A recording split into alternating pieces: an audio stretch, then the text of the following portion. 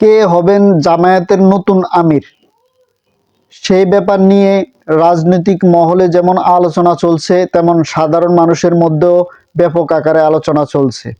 জামায়াতে ইসলামীর নতুন আমির নির্বাচন নিয়ে এখন চলছে ব্যাপক আলোচনা। প্রিয় দর্শক, এখন যে জামায়াতের আমির রয়েছেন ডক্টর শফিকুর রহমান, তার পরিবর্তে বেশ কয়েকজনের নাম আলোচনায় এসেছে জামায়াতের আমিরের ব্যাপারে। আবার জামায়াতের যে আমির আছেন এখন বর্তমানে ডক্টর শফিকুর রহমান, তার ব্যাপারেও আলোচনা চলছে। বর্তমান আমির ডাক্তার শফিকুর রহমানের মেয়াদ শেষ হচ্ছে আগামী ডিসেম্বরে। তাকে পরবর্তী মেয়াদে আবারও দেখা যেতে পারে বলে ধারণা করেছেন দলের নেতারা। দলের গঠনতন্ত্র অনুযায়ী প্রতি ৩ বছর পর পর হয় আমির নির্বাচন।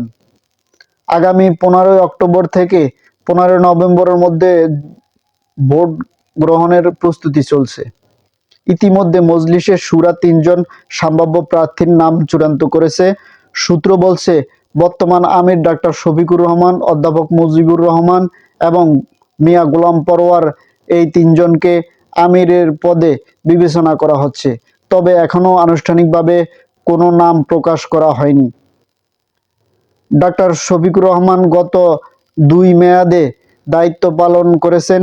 দলীয় নীতিমালা অনুযায়ী তিনি আরও ১ মেয়াদে দায়িত্ব নিতে পারেন।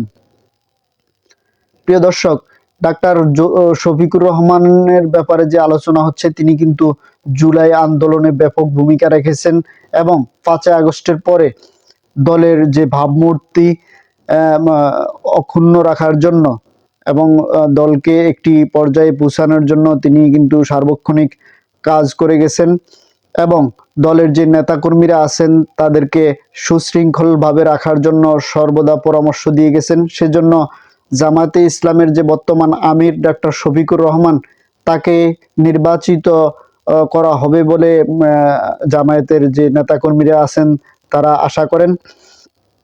কারণ তিনি কিন্তু জুলাই অভ্যুত্থানের সময় তার ব্যাপক ভূমিকা ছিল এবং জুলাই অভ্যুত্থানের পরেও তিনি দলকে সুসংগঠিত রাখার জন্য দলের নেতাকর্মীদেরকে পরামর্শ দিয়ে, সহযোগিতা করে এবং দিক নির্দেশনা দিয়ে কিন্তু তিনি পাশে থেকেছেন। তার যে আচরণ এবং নেতাকর্মীদের সাথে ব্যবহার, সেটি কিন্তু দলের যে নেতাকর্মীরা তারা কিন্তু খুব ভালোভাবে নিয়েছেন।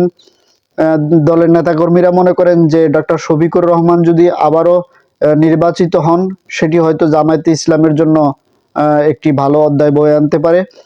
আগামী জাতীয় নির্বাচনের আগে জামায়াতের এই নেতৃত্ব নির্বাচন দলের জন্য বড় একটি প্রস্তুতির অংশ হিসেবে দেখা হচ্ছে।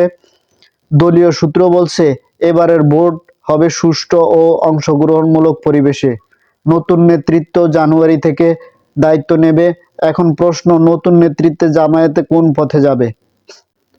দলীয় সূত্রে জানা গেছে, ওই প্যানেলে নায়েবে আমির অধ্যাপক মুজিবুর রহমান এবং সেক্রেটারি জেনারেল অধ্যাপক মিয়া গোলাম পরোয়ার থাকার সম্ভাবনা রয়েছে। ডাক্তার সৈয়দ আবদুল্লাহ মোহাম্মদ তাহের এবং সদ্য কারামুক্ত নেতা এটিএম আজহারুল ইসলামের মধ্য থেকেও কারো নাম আমির প্যানেলে থাকতে পারে, অথবা প্যানেলের বাইরে থেকে তারা ভোট পেতে পারেন। পতিত আওয়ামী লীগ সরকারের সময় মানবতা বিরোধীর অপরাধে মিথ্যা অভিযোগে ফাঁসির দণ্ডপ্রাপ্ত হলেও বর্তমান সরকারের সময় বেকসুর খালাস পাওয়া এটিএম আজহার দলের নির্বাহী পরিষদ সদস্য হিসেবে আছেন। প্রিয় দর্শক, সামনে আরও গুরুত্বপূর্ণ সংবাদ ও সংবাদ বিশ্লেষণ আসবে, সেজন্য চ্যানেলটি সাবস্ক্রাইব করে রাখুন এবং কমেন্টে আপনাদের মতামত জানান। ধন্যবাদ। আল্লাহ হাফেজ।